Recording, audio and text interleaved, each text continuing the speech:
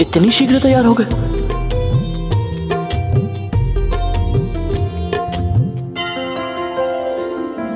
अभी तो भैया अरुण भी उदित नहीं हुए।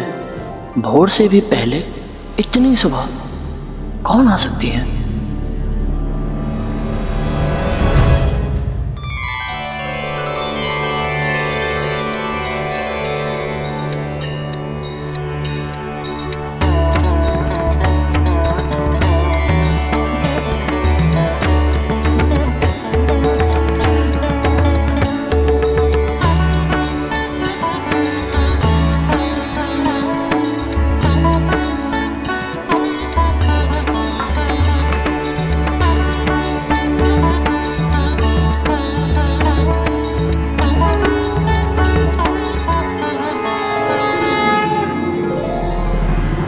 ये दीपक की लौ स्वतः ही कैसे बढ़ती जा रही है? कैसी लीला है ये?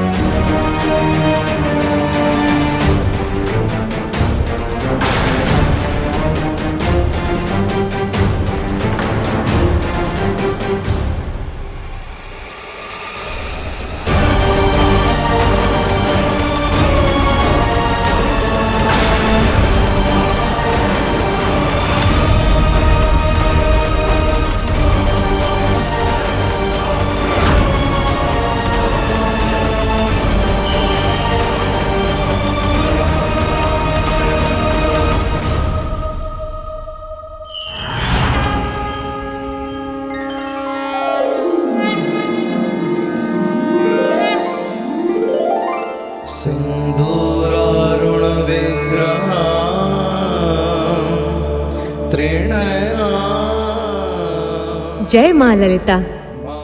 जय माँ ललिता देवी।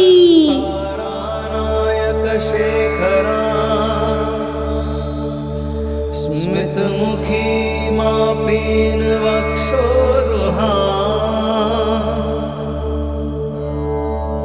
पाणिभ्यामलिपूर्ण रत्न चषकं रक्तोत्पलं बिभ्रती सौम्या रत्नघटस्थरक्तचरणा ध्यायेत् परमाम्बिका।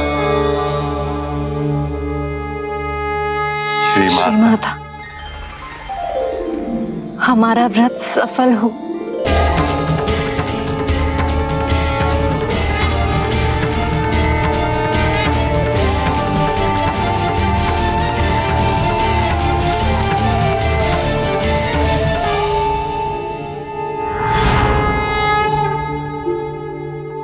गरुड़,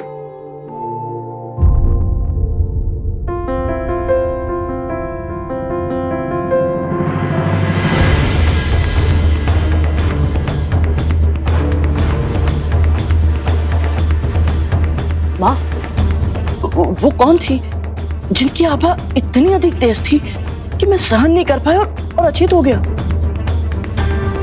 वो आदि शक्ति, पराशक्ति श्री माता ललिता हैं गरुड़।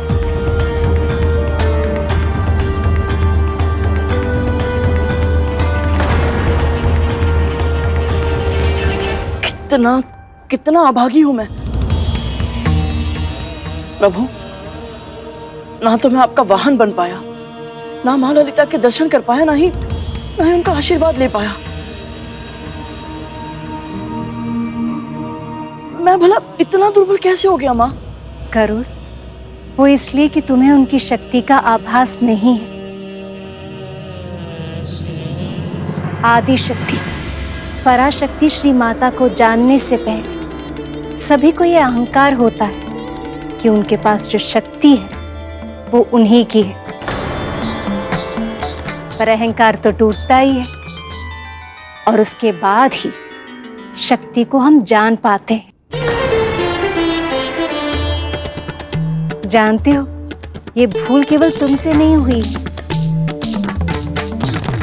प्रभु के साथ भी कुछ ऐसा ही हुआ था।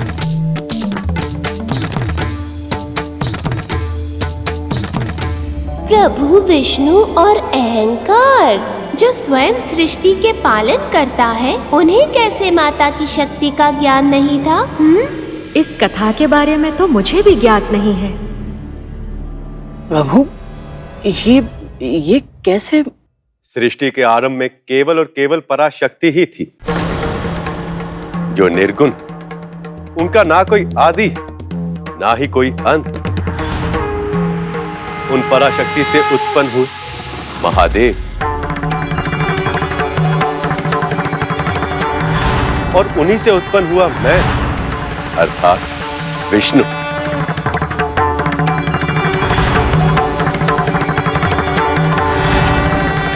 जब मैं योग निद्रा में था तो मेरी नाभि से जन्मे ब्रह्मदेव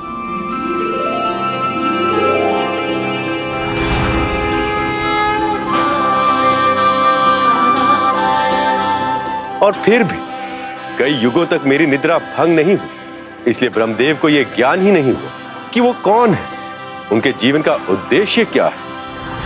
और कुछ समय के बाद मेरे कानों की मैल से मधु और कैटब नाम के असुरों का जन्म हुआ।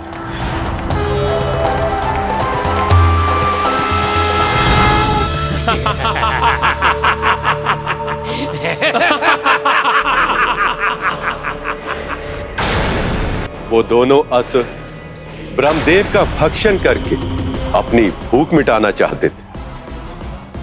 नारायण, मेरी रक्षा कीजिए, रक्षा कीजिए प्रभु, मेरी रक्षा कीजिए प्रभु।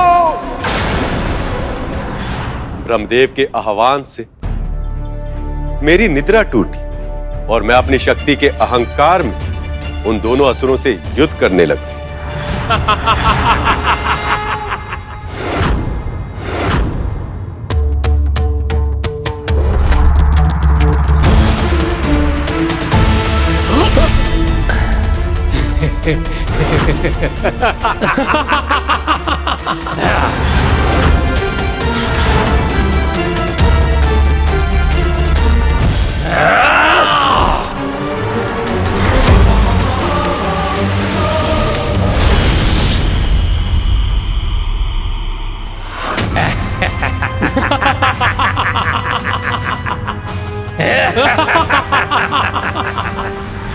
क्योंकि तुम्हारी ही तरह मेरा अहंकार भी तब टूटा जब मैंने उनसे युद्ध किया।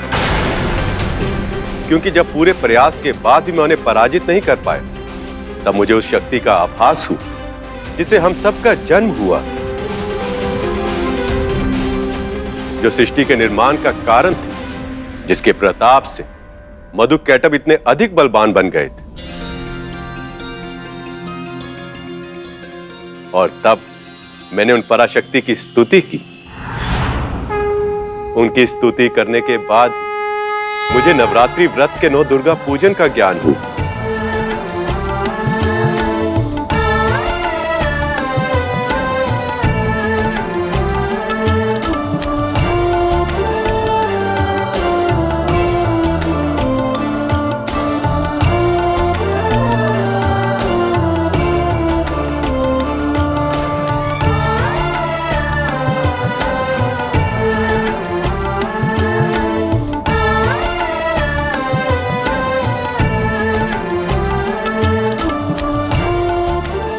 और उस पूजन के बाद ही मुझे उस आदि शक्ति पराशक्ति का आशीर्वाद प्राप्त हुआ।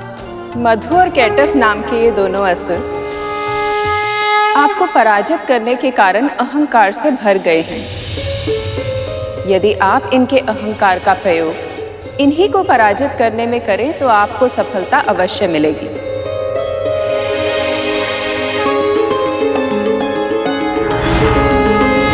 स्वयं को महाशक्तिशाली समझते हो ना तुम, पर हमने तुम्हें पराजित कर दिया। मैं विष्णु आप दोनों के अंदर छिपी शक्ति से हार स्वीकार करता हूं। अब मेरी आप दोनों से ये विनती है कि आप दोनों महाशक्तिशाली योद्धा मुझ निर्बल को एक वरदान दें।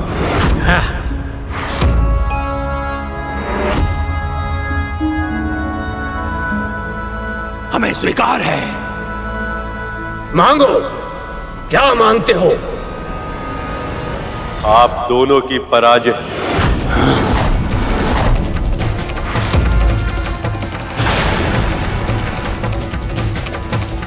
आप दोनों की मृत्यु मेरे हाथों से हो। हमारे वरदान का प्रयोग हमारे ही विरुद्ध कर लिया तुमने। हम अपने वरदान का मान रखेंगे।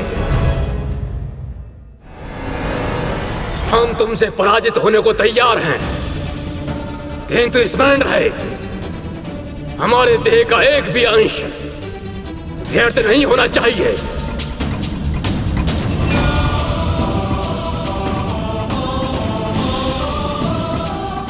मुझे स्वीकार।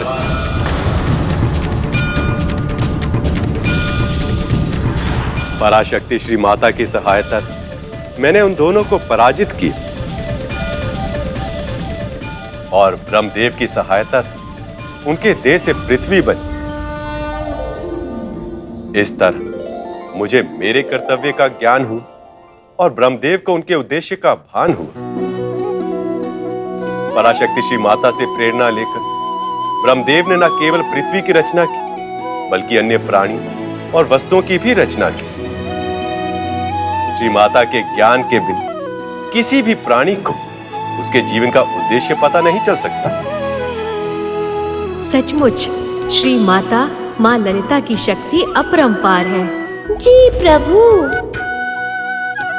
प्रभु, आपसे ये पूरा वर्णन सुनकर मेरे मन में भी श्री माता के व्रत की इच्छा जागृत हो गई।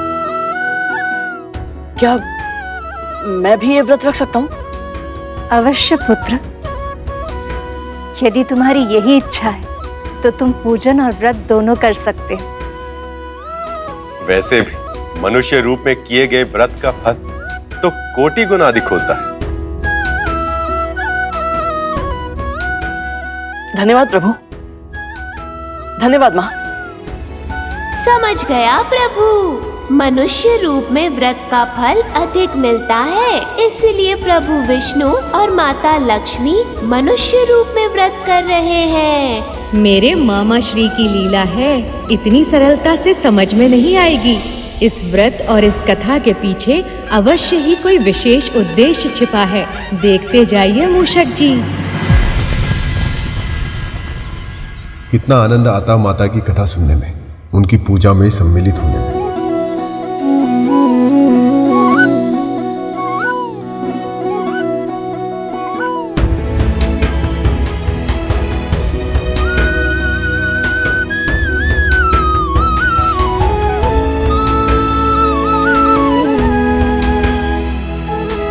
यदि आपका इतना अधिक मन कर रहा है जाने का, कथा सुनने का, तो आप चले क्यों नहीं जाते? हम नहीं जा रहे हैं इसका अर्थ ये नहीं है कि आप भी नहीं जा सकते।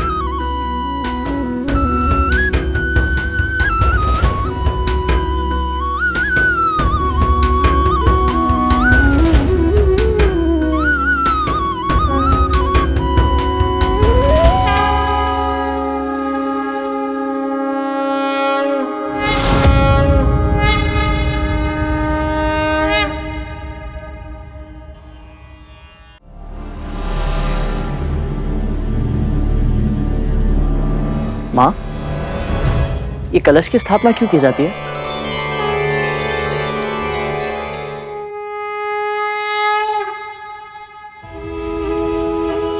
करो, कहते हैं कि कलश में सभी देवी देवताओं का वास होता है। एक तरह से पराशक्ति श्री माता की पूर्णता का प्रतीक है ये। और वो मिट्टी में उगने वाली जौ प्रकृति की प्रतीक है।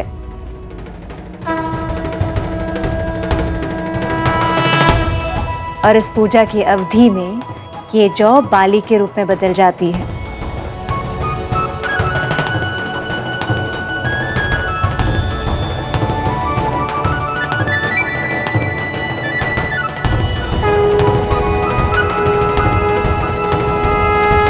जय मां विंध्यवासिनी, जय मां भगवती। जय मां भगवती। पधारी। श्रीमान, आपकी धर्मपत्नी नहीं है? जी जी, वो तनिक व्यस्त थी। अच्छा ही हुआ श्रीमान कि आप आ गए। मेरी पत्नी नौ दुर्गा की बहुत सुंदर कथा सुनाती। मैं तो जितनी भी बार सुन लूं, मुझे कम ही लगता है। आइए। हाँ जी।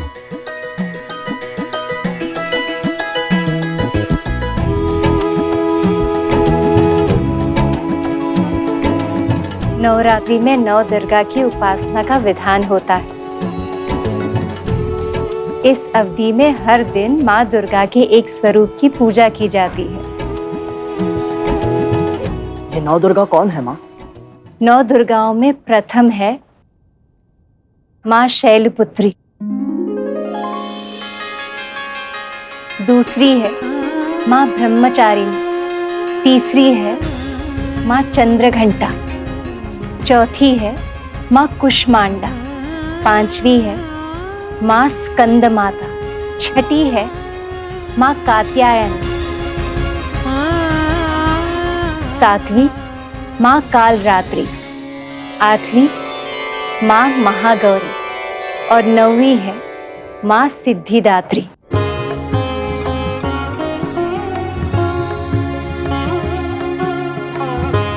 ये सभी स्त्रियों की 9 अवस्थाओं की प्रतीक है,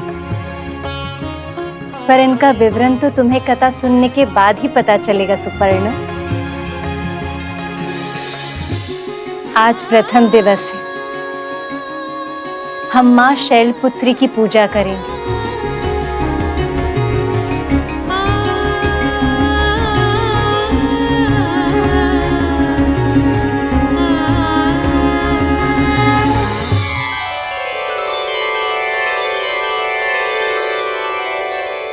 हे श्री माँ माता ललिता, अपने जीवन का लक्ष्य प्राप्त करने में मेरी सहायता करें माँ।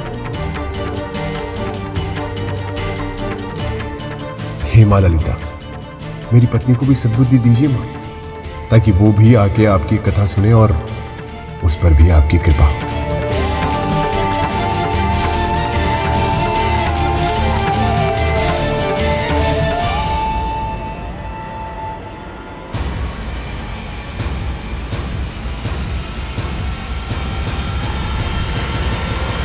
प्रभु, भगवान विष्णु और माता लक्ष्मी का शास्त्री और उसके पत्नी को नवदुर्गा की कथा सुनाने के पीछे क्या मंतव्य है?